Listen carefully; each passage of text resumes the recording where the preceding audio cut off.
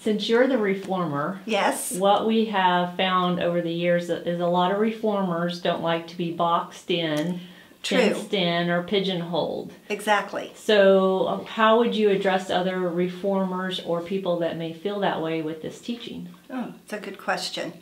Well, I think the biggest realization for me was that not everyone in the world thinks like I think. And so I had to understand that they weren't trying to box me in. They weren't trying to, that was part of accepting myself for who I was.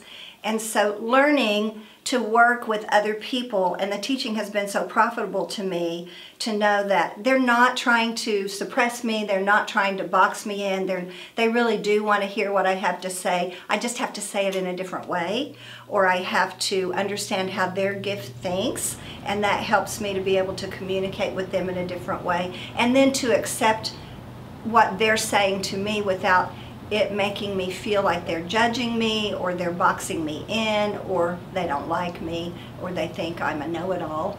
And so, so it helped me to understand the other redemptive gifts. And then I feel freer when I'm around other people. I'm not so isolated because I feel like I can interact with other people much better. So it really helps to know the other redemptive gifts. You know, the world-shattering revelation that I had as a reformer was not everyone in the world thinks like I think. It just blew my mind, because I thought everybody thought like I thought. So, and I just thought, man, they just don't get it. You just are who you are. You are who God created you to be. And so in the understanding of who you really are, and that we are completely free. We're free to think and free to be and free to have our opinions and free to, but it's expressing it and being able to accept others' expressions. That is sometimes difficult for the reformer. But I think that's part of just growing in the understanding of your gifting. Yeah. Because the hard thing is, part of the teaching for reformer is you do have to address some of the black and white issues with the reformer, and you do have to address.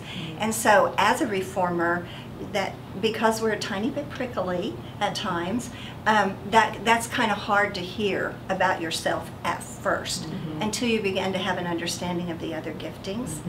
And then you realize that your gift is very valuable. We're very valuable to the body of Christ and to how we work together even in society. If you don't have the reformer, you don't have the full picture. So I think just being able to embrace the good of the reformer gift and being able to understand how valuable it really is. And I think a lot of it, guys, really is just self-acceptance.